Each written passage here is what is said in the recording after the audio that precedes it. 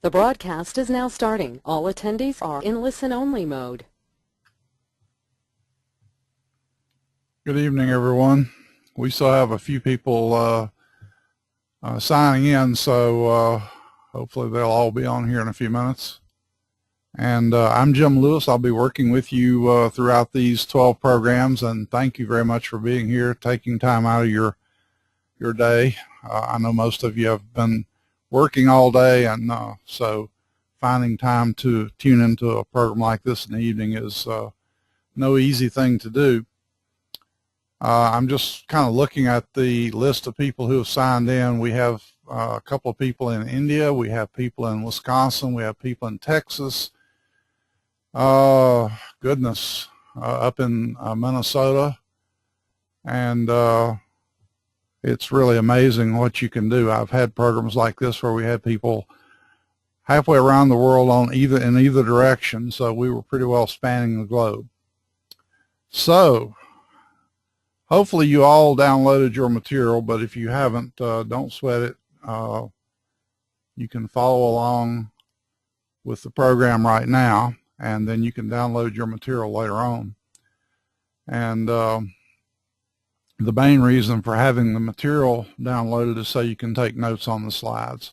So let's move on into the material itself. And this is the old legal copyright notice, so we won't worry about that right now. I know that a lot of you know me. There's a couple of people on here that I've known for 20 years, and welcome to you, Russ and Doug and Donna, if you're still here, and quite a few of you people, Susan and George, quite a few of you people I've known for a long time. But for the people that don't know me, I'd like to tell you just a little bit about why I'm qualified to teach you how to be successful. And very simply, I started at the bottom and have applied a lot of what I teach. Unfortunately, some of what I know now I didn't know back when I was younger. And so I am proof that the principles work, and I'll tell you just a little bit about my background so that you'll know. When I was born, my father worked in a cotton mill making minimum wage. Back then, this was 1941. They got paid about $1 an hour, $40 a week. And I make that much now in about 5 minutes, so that's not bragging. That's just telling you where things have gone. Minimum wage today is about $7 or $8 an hour, so about $300 a week. And again, I make more than that in half an hour or so. So as far as the financial part is concerned, I've been there and done it and made it. But when I started to think about what I wanted to do in my life, and when I was in high school, I'd been a ham radio operator since I was about 14, and I wanted to design radios. That was a dream. And I had absolutely no idea how you went about that. But a couple of friends of mine said, well, I think you study electrical engineering. And I said, where do you do that? And they said, NC State University, and we're going over for a visit. And so if you want to go with us, you can. And I said, well, I have no money to go to college, so might as well not go. And they said, well, you can get financial aid. Long story short, I went over, I applied for financial aid. I got loans to go through school, and got my bachelor's in electrical engineering. I designed radios for about 15 years. Near the end of that period of time, I'd been a chief engineer, project manager, etc. And I decided that I wanted to do something else, and went back to school again at NC State, got a master's and a PhD in psychology. And so in 1981, I started teaching seminars on leadership skills for project managers, and I've been teaching since then. 33 years now, and I've been in 30 countries around the world. I've been a complete circle around the world a couple of times, and so I've had a fun life, made a lot of money doing it, and enjoyed myself an awful lot, and never looked back at the workplace. I wouldn't go back to work in corporate America right now unless you dragged me kicking and screaming, and then I would fight it every bit of the way. Current situation, I do a certificate program through NC State University. I started a similar program at the University of Wisconsin up in Madison back in 1993 or so. They now bring in about $1 million a year in revenue for that program, and it's very successful. The program at NC State is also doing very nicely, and we are adding on to it. We're moving in the direction of doing more work in training people to be more innovative, creative, which I love to do. I used to do that years ago, and so I'm kind of going back to it. So again, that's enough about me. If I can, the message is, if I can do it, you can too. So hopefully we can help you to learn these success techniques and make a success of yourself. Now, as you know, there are going to be 12 one-hour sessions held at 7 to 8 o'clock at night. And I'll give you assignments to do in between sessions. We're going to start off a little bit slow and then build up a bit. One of the things that we know about success is that very few people make it on their own. So one of the things that I want to do is, between now and next session next week, I want to have you start thinking about becoming a member of a pod. Pods are usually 4 people who agree to meet by telephone or go to meeting or some such mechanism of that nature, and support each other throughout the duration of the program and on into the future, if you like. Another thing that's really useful is to have a buddy, just a one-on-one person that you can talk to if you're having difficulties and you need some help and so on. And although it's not on this particular slide, eventually we're going to talk about having you form mastermind groups, because all the great successful people, Carnegie and Henry Ford and Edison and people like that, had mastermind groups, and they are really, really helpful for helping people overcome difficulties and achieve the best that they can do. Now, I've got a website that I've just set up that is going to be a companion to this program, and you'll see it there on the slide. It's howcanibesuccessful.ning.com. And if you've downloaded the slides, this is you've got the address there, so you can sign up later. I chose that name because I looked at Google Analytics and found that last month alone, there were 2,740,000 searches for "How can I be successful?" That tells you there's an awful lot of people around the world who are interested in being successful, and so I decided I might just as well call the website that, and I'll give you a real quick look at it. This is what you'll see when you go to the website, if it comes up, and if it doesn't, we'll just skip it, but I think it will. Then again, maybe not. I had a problem with it earlier today, so we'll forget that. Okay, I'll show it to you later, and you'll see it for yourself. The other thing I want to do is, throughout this program, I want to be of as much assistance to you as I can. As you know, this program is free of charge, and I'm doing this because over the years, a lot of people helped me to get where I am, and the best way to deal with that is to repay it. So hopefully this is giving something back. Now, during the sessions, you can ask limited questions by typing them into the question field, and then others can be emailed to me later at lewisinstitute@gmail.com. All the sessions are being recorded and will be posted on that How Can I Be Successful website. The site contains resources for the program as well, so that's the way we're doing this. Okay, so let's get started, and you're going to have to bear with me a second because I've lost my navigation thing here. One of the things you can guarantee about these programs is that they will always do something unpredictable and screw you up. Okay, so it's taking me back to the very beginning. Now, if you downloaded those handouts, one of those handouts was a survey or an assessment called Success Orientation. And if you did download it and look at it and fill it out, you should have some idea about what your success orientation is right now. And I'm going to put up a little poll here, if this works. that says, in which range did you score? You could have scored between 0 and 7, 8 and 13, and 14 to 23. So if you would just click on the survey there, if you see it, and I'm looking at the screen on my monitor over here and I don't see it, but okay, I've got to launch it. That's why I don't see it. Okay, so the poll is open, and if you'll click on the score that you got, we'll just get an idea here of what kind of numbers we have.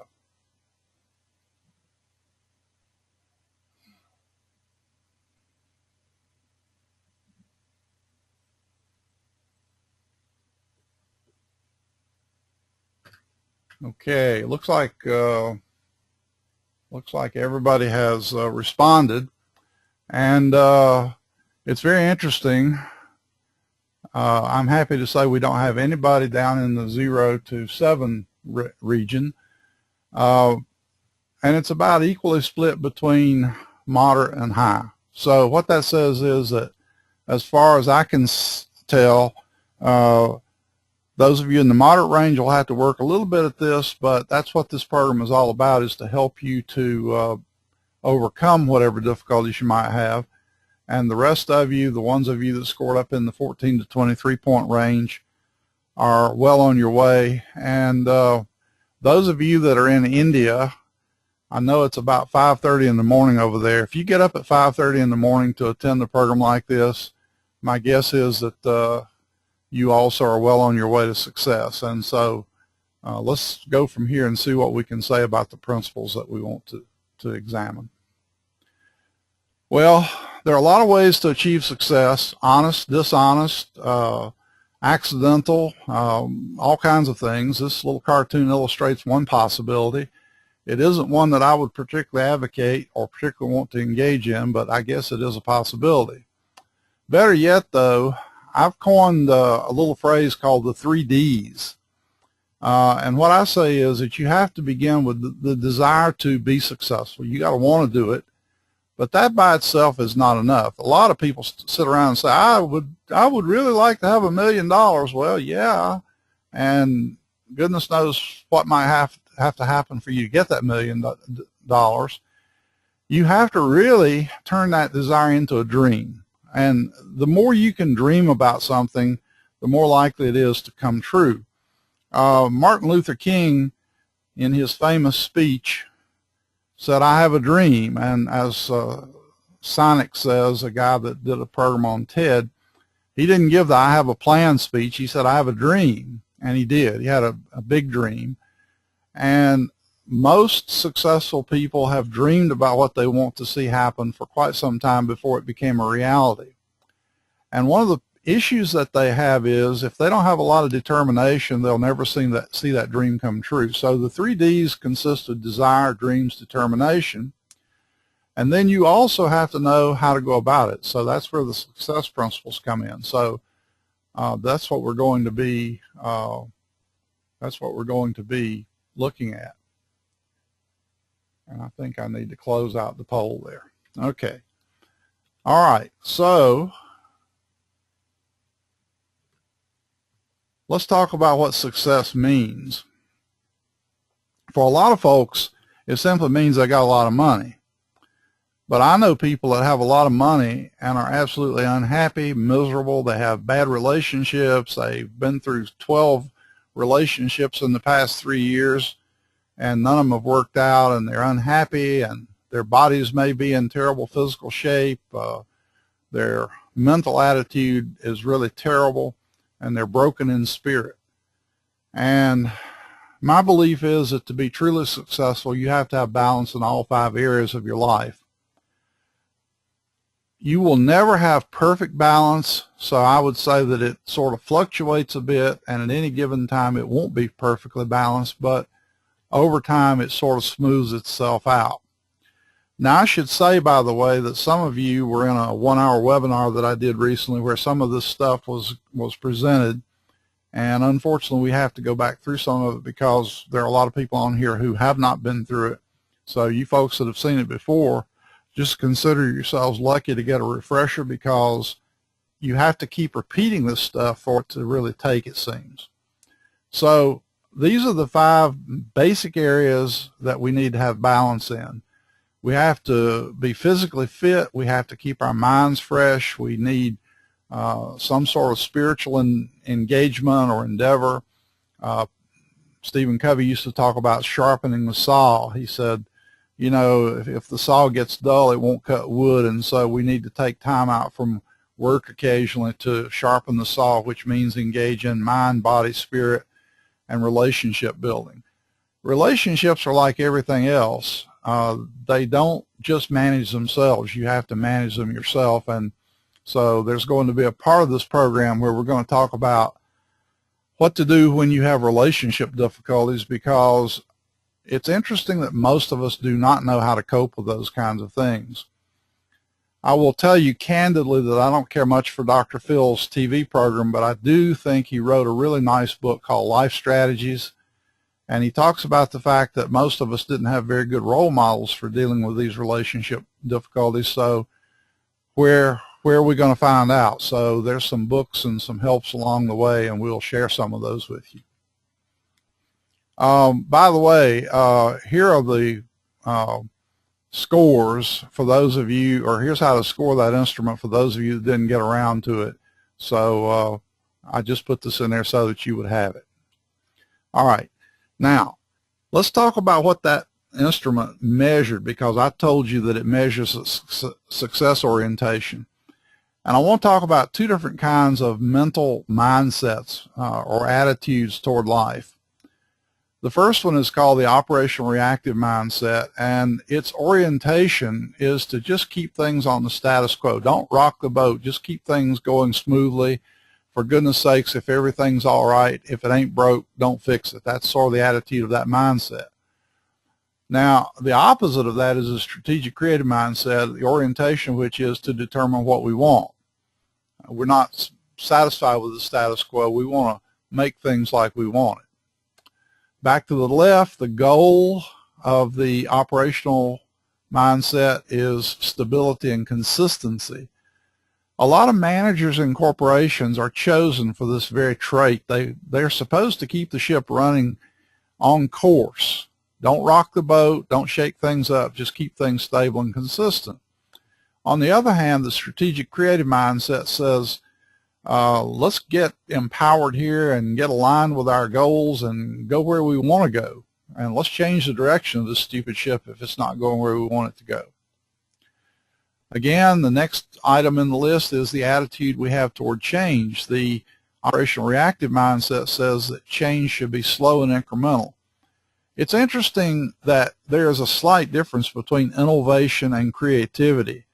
Innovation is actually slow incremental improvements of things, whereas creative things is bringing into the world something totally new, something that surprises us perhaps. And so you'll notice over there on the strategic creative mindset, it says discontinuous change is okay. A lot of managers operate under the rule, don't bring me any surprises. And the strategic creative manager would say, hey, man, surprise me all day long. I love it, as long as it's positive surprise, good surprise. The time perspective of the operational reactive mindset is short-term urgency, putting out fires, thinking 10 minutes ahead. The time perspective of the strategic creative person is long-term patience. We know it takes a little time to get there. I love the saying that the difficult we do immediately, the impossible takes a little longer, so that might sum up the strategic creative mindset. The emphasis of the operational reactive set is problem solving and obstacles, whereas with the other mindset it's focused on desired results. So one of them is on the immediate, let's get over this hump, and the other one is long-term vision of where we're trying to get to. The source of control of the operational mindset is the external environment. That is, we feel like we are victims of the environment, that we don't have control of it, whereas the strategic creative mindset, the source of control is the inner self. So we do feel like we're in control. Now, I'm sure that you can guess the answer to this, and I actually put a poll together, but I'm not going to bother with it. I'm sure you know the strategic creative mindset is the one that's most likely to correlate highly with success, because we have an internal focus, an internal locus of control, it's sometimes called. We feel like we are empowered. We feel like we can control things, make things happen, and that is more likely to get us to success than to feel like we're victims of the world and we don't have control. So for those of you that scored high on that assessment, you are more likely to have the strategic creative mindset. For those of you that scored about mid-range, you have some positive, some negative, and we'll have to help you get over the negative part, the feeling that the world is in control. And by the way, we all know the bumper stickers that say stuff happens. Absolutely, stuff happens. Edison's laboratory burned down at one point in time. Everything burned down. You know, he started General Electric Corporation. Excuse me. And as he watched his building burn down, he turned to his wife and he said, well, it's burning up all my mistakes. And a little bit later, Henry Ford came to him. Henry Ford had worked for Edison at one time and said, Mr. Edison, here's $750,000, rebuild your lab and let's keep going. So these guys were focused on what they wanted for outcomes. They took the problems in stride and simply said, what do we do to get over them? It's not what happens to you, it's how you react to what happens to you that makes the difference. Now, where do these mindsets come from? How did I wind up with a operational reactive mindset? Or if I'm lucky, how did I wind up with a strategic creative mindset? Well, a number of years ago, a research study was done where they hung small recorders around the necks of children, and they recorded what the kids were hearing from adults and teachers and so on. And after they got through recording them, they transcribed them and then analyzed the messages, and they found that those messages were largely criticisms, that is, oh, that was a bad thing you did, or prohibitions, which means don't do that. And so the large majority of messages were, you're not allowed to be free and do your own thing. You have to follow these rules and regulations and thou shalt nots. And the more authoritarian parents are and school teachers are and bosses are, the more likely we are to grow up with the operational reactive mindset. And so society does a number on many of us that turns us into these people who have to ask permission for everything. When I first started my career as an engineer, there was a fellow that worked in the building I was in who operated under the belief or the philosophy, it's always easier to get forgiveness than permission. And I always thought that was a great attitude. Do it. If they don't like it, ask forgiveness. But generally speaking, if you're willing to take initiative, you get authority, because organizations, people will not give you authority until they see that you can handle it. And so you have to be proactive enough to take some risks there and show that you are dependable, that you are capable of being responsible. By the way, I spoke too soon on the survey, because what I'm seeing right now is 50% of you scored high, 37% in the mid-range, and just a few of you down on the low end of the scale. And that's sort of exactly what I would expect of a group like this, because you didn't show up here unless you already have a strong success orientation. So that's really good news. And we'll keep working on helping the folks that need to do a little work on that. Okay, the first step is that you have to accept total responsibility for your life. Nobody can make it happen but you. And that's a hard pill for people who are very operational reactive in their mindset, because they do sometimes feel like they're victims of the world, that they don't have control, that stuff happens all too often to them. In fact, you hear a lot of people lament this. When I was a kid, my father occasionally would get depressed and he'd say, never going to get ahead, never going to get ahead. But I want to tell you, when I was about 12 years old, I have no idea how he did it really, but he scraped up enough money to go to a program run of all places through NC State University's Office of Continuing Education. They had a truck driver training program, and he got the money together and went and studied and learned to be a truck driver. And I'm talking the big 18-wheelers that you see rolling down the highway all the time. And until he was about 75 years old, he drove a truck, and he made a lot more money doing that than he ever would have done if he had stayed in that cotton mill. So he took responsibility for his life, and maybe it was that example that told me that I could do it. I didn't have to stay stuck, so I borrowed my way through school, got my degrees, and then paid those loans back over time. It wasn't easy, and I've often thought that because it wasn't easy, it made it more valuable to me. So that's your first step, and if you'll take responsibility for yourself, everything else will fall right into place. Now, this is really the most important step in some ways, because remember I said you have to have desire, but you must follow that up with a dream. I saw an interview with Michael Flatley some years ago, and I don't know how many of you remember him, but he did a program called Lord of the Dance, and some of you may have been totally turned off by it, and some of you may have loved it. If you'd ever told me when I was a young person that I would like seeing somebody do Irish dance, I would have said, when you know what freezes over, I'll get interested in that. But I saw him do this and absolutely was enamored of it. And so I saw an interview where he told that when he was 11 years old, his mother took him to a dance instructor and said, I want him to learn to do Irish dance. And the instructor said, ma'am, he's way too old. He should have started when he was 3 years old. And she said, well, he's not 3 years old. He's 11, and I want him to learn to dance. And so the instructor took him reluctantly. And 2 years later, he went to Ireland and entered the World Dance Competition and came in third. Now, that's after 2 years. And he came back home, and he started thinking, and he realized that the guy that was teaching him did not have it in him to get him to the championship, so he decided just to teach himself. And so he spent 8 to 12 hours a day for the next year working on moves and studying and practicing, and went back the next year. So he's like 14 years old and nailed it, became the world champion.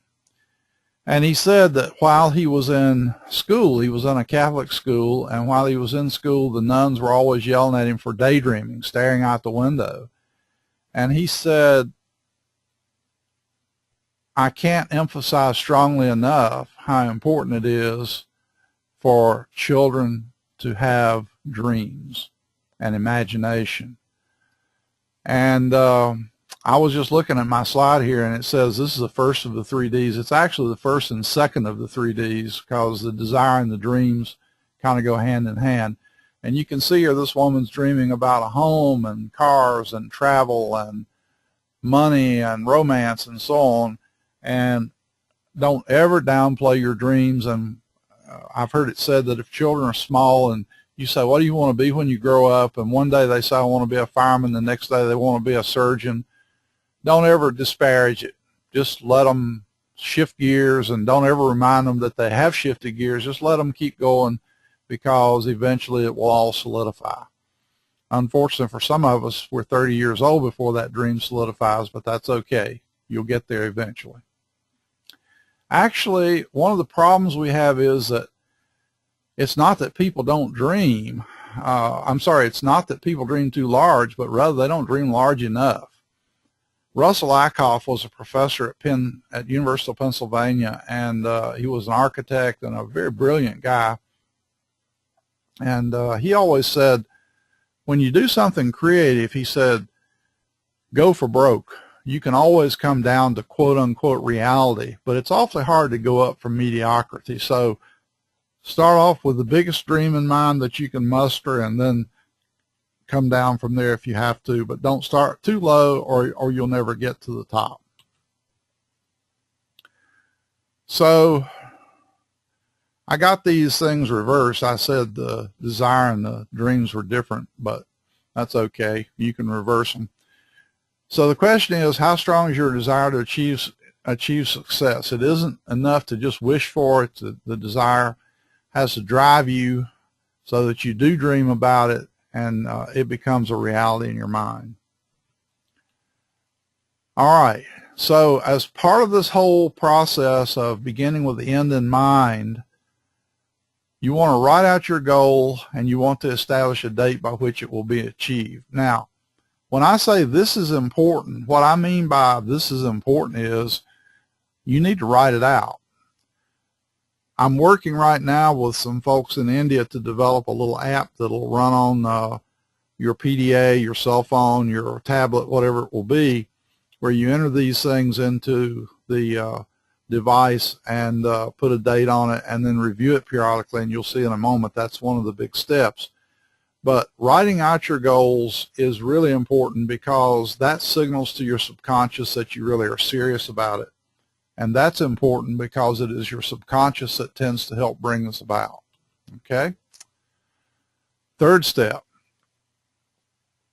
Twice a day, preferably early in the morning and again late in the evening, sit down and review your most important goals. Now, there are people that have 10, 15, 20, even more goals than that, but there will be a few of them that are really, really important to you. Maybe 3 to 6 goals will be really important to you. And so take those really important goals and spend 10 or 15 minutes imagining, visualizing the goal as already achieved. Now, this is really, really important. If you keep saying, my goal is to be wealthy one day, you are keeping it out there in the future. Whereas what you want to do is you want to imagine already having money, romance, a home, whatever it may be. And furthermore, you want to imagine how you will feel when this has happened. You might want to imagine what it would feel like to have your friends come up and compliment you for having achieved your dream, your goal. Sometimes people tell me they have trouble with getting into the feeling. One of the ways to do that is to go back in your mind to some event that gave you a very strong positive feeling, and you'll find yourself feeling good again, and then try to move that forward and associate it with your dream. Just to show you how this can work, I'll tell you a story that I heard some years ago about a woman who was single, and she was middle-aged, and as some of you may know, when you're middle-aged, you can have some difficulty trying to find an eligible person to get into a relationship with, and she was having that kind of problem. And so this person that she was talking to said, well, when you have dinner at night, do you normally eat alone? And she said, yeah, she did. She had her dinner by herself, and she said, how many places do you have set at the table? And the woman said, well, just one, of course. And this other person said, well, I want you to do something strange, perhaps, but she said, I want you to set another place at the table, and I want you to imagine that the person that is your dream person is sitting there having dinner with you, and very enjoyable conversation and the whole bit. And the lady took her seriously and did exactly as she was supposed to, and sure enough, in a very short period of time, she had met the person who eventually became her husband, and they did enjoy those evening conversations at the table and so on. So her dream came true. The basis of this is that the mind can't tell the difference between reality and imagination. And that's shown on this slide. Shakti Gawain wrote a book years and years ago. It's, I believe, in its 25th or 30th anniversary edition now, called Creative Visualization. And it is one of the most powerful things human beings can do. We are able to visualize the future, paint pictures of what we want to happen. And this method has been used to train Olympic athletes, musicians, salespeople. And I just found an article where they've done a study showing that it actually works with neurosurgery, dentistry, medical profession. These people are being taught to visualize doing operations, surgery, that sort of thing. and they are actually able to measure the improvement in skill, and they find that the skill improvement is almost as good with imagination as it is with actual physical practice. Now, they've been doing that with Olympic athletes, musicians, and salespeople for a long time, but goodness, they didn't know that it would work with surgery and so on, but it does. And so if you will take this seriously and don't treat daydreams or don't treat visualization as a waste of time, you'll find that you will get really, really good results with it. They have even done truly controlled studies that show that muscle development actually improves with visualization more than it does with just simple practice. There was a therapist many years ago named Milton Erickson who neurolinguistic programming was patterned after. He had polio when he was a child, and he had a baby sister in the house, and he was lying in bed, and she was just at the age where she was learning to stand up and walk. And he was watching her, and he was a very keen observer, and he said he realized that as he watched her and as he imagined doing it himself, he realized that certain muscles in his body were actually being activated, and he actually trained himself to use those muscles through imagination and then physical practice.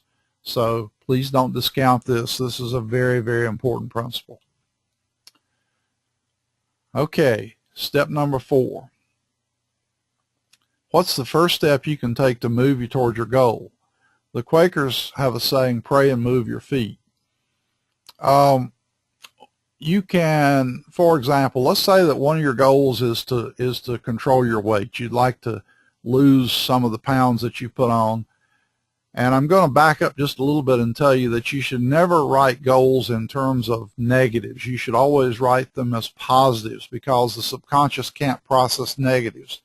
So what you do is you say, my goal is weight control, and my goal is to weigh, say, 150 pounds or less by a certain date. You don't say, I want to take off 200 pounds. If you concentrate on losing something, the subconscious only hears pounds or fat, and it interprets you to be very concerned about fat and thinks, well, gee, this person wants to be fat. They really pay a lot of attention to it. They have a lot of emotion around it. So I'll cooperate. We'll just make them fat as heck. And you may think that sounds funny, but it's actually true. We know for a fact that it works that way. Actually, if you've ever had children and you've said, don't spill your milk, and the next thing you know, the kid spilled the milk all over himself, it was almost as if the child thought you said spill the milk. Well, at a young age, they haven't learned to process negatives at all. And so they probably do hear spill the milk. As strange as that may sound to you, there's some evidence that that's the way it works. So what's the first step that you can take to move you toward your goal? Well, one of them might be to join a gym, or another one might be to change your eating habits. But whatever it is, put something down, because that signals to your subconscious that you really are serious about it. It's just not a wish or a wannabe. By the way, don't sit down and obsess over how you're going to get there, because if you'll trust your subconscious and let it simmer, it will come up with a solution. It's an interesting fact of creativity that there is always a thinking part where you really mull over the problem, you struggle with it, you try to understand it, you try to figure it out. And then ultimately there's a gestation period. When you quit working on it, you forget about it momentarily, and the solution comes to you. A lot of people who are creative will tell you that solutions come to them in their dreams or their sleep. They wake up the next day knowing the answer.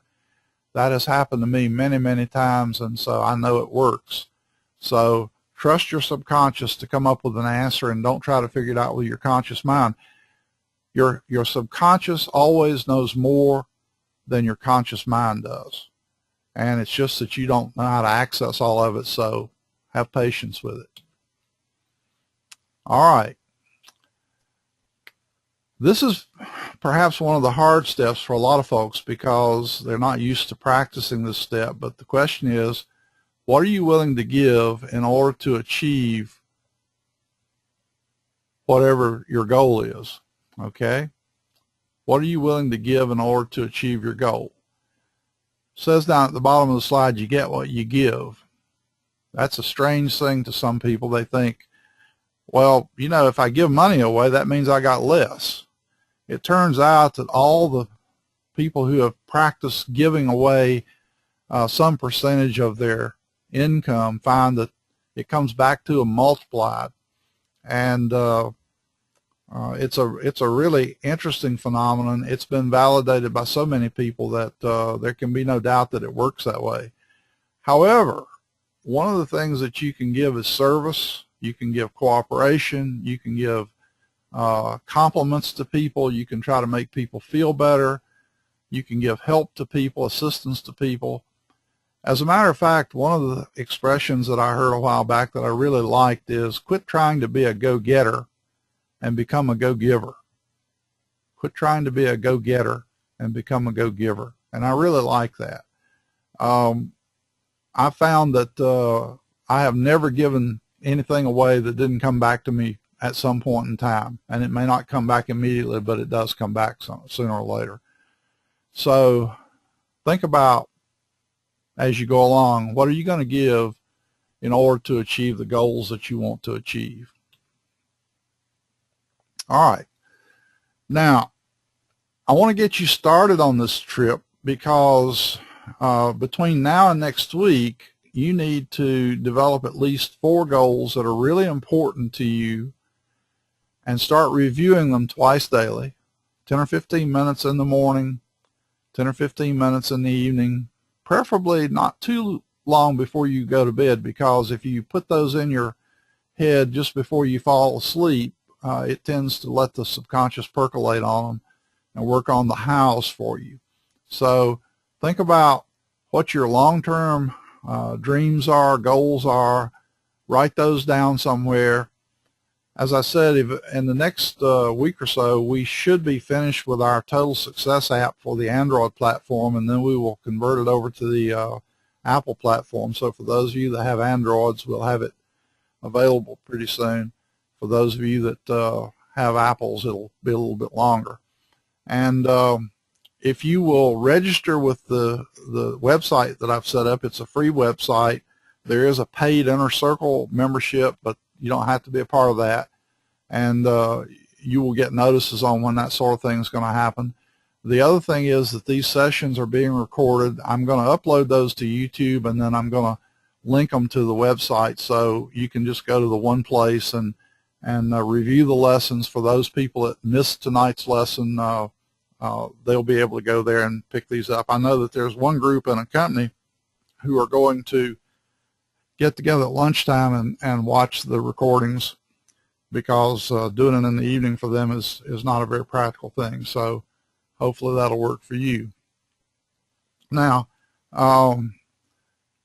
this last slide tells you pretty much what I just said, and there's the website address again. And we've got a few minutes here to take any kind of questions that you might want to ask, and you can type those into the question panel over there, and I'll see what I can do to answer some of those. Let me see what this one says. Can we get class lists to help us form our pods?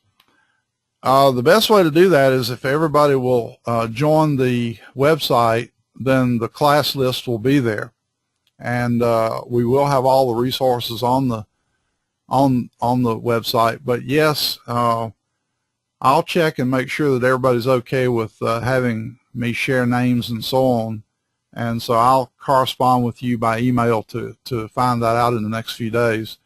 And then it will help if I know what your location is, because you need to be in the same time zone for this to work very easily.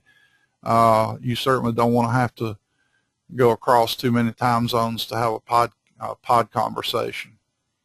And so I'll take care of that. Other questions, if you have them?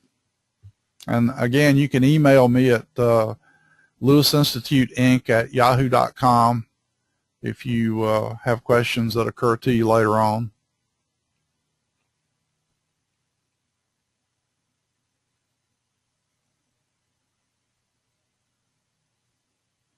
Some of you are probably anxious to get off of here and relax and watch a little mindless television. I think, I can't think what that TV program is that comes on tonight. Anyway, there's a couple of comedy programs coming on in a little while, about 8 o'clock, that some of you may want to run off and look at. Big Bang, thank you. I don't know why I have trouble remembering that one, but I do. Duck Dynasty. I can tell we got a lot of people that have some good programs that they like to see. I think about a lot of things, but don't convert them to goals. Yeah, so I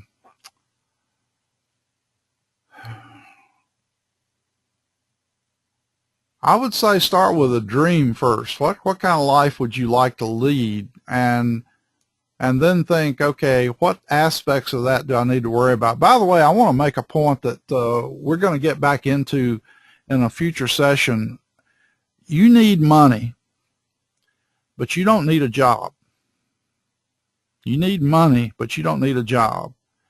There's a fellow in California named Pat Flynn who has a podcast called Smart Passive Income, and he's got a website by that same name, smartpassiveincome.com.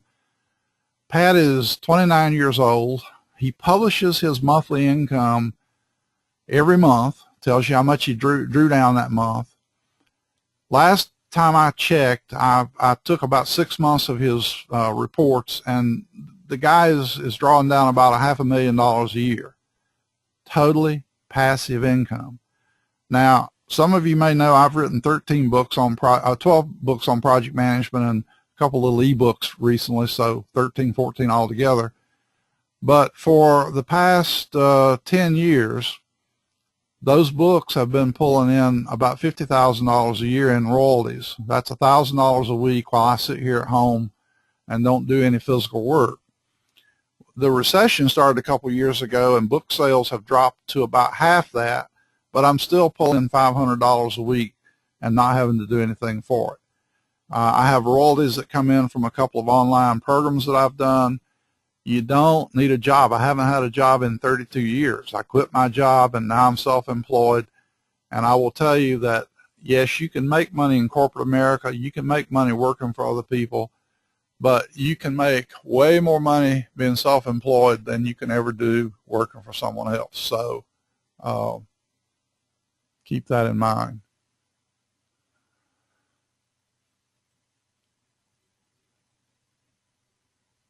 How will you know if your goal is not reachable or unrealistic?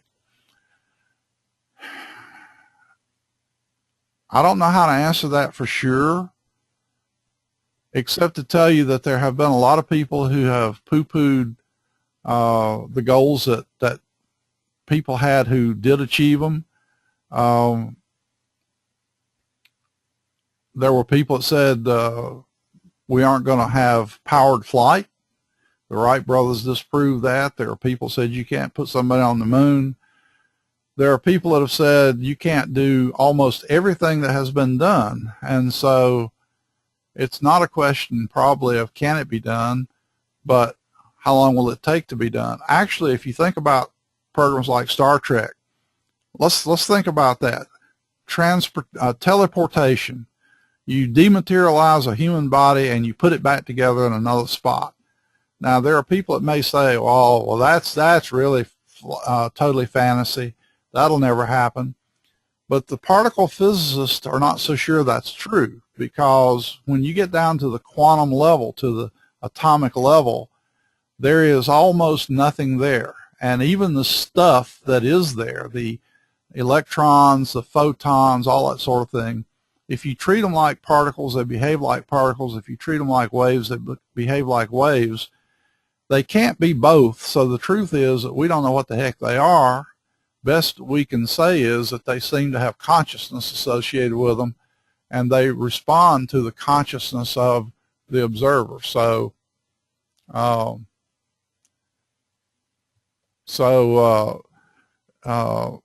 would say that there's very few things that are really impossible.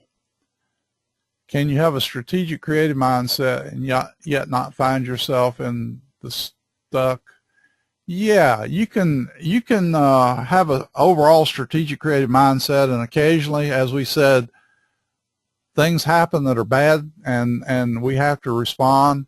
So again, it's not what bad things happen to us that's important, but how do we respond to them? How can we identify people who are in this class that join the website so that we can select? Everybody that joins the website will be will have their picture shown, and what I will do is I'll set up a special group for the people in this class so that we just transfer them into the class, and that way we'll know exactly who's part of it. So that will answer that question, I think. Okay, we got time for a couple more if you have them. I want to make sure I didn't miss one up here. Yeah, I think I've got everything. Here's one.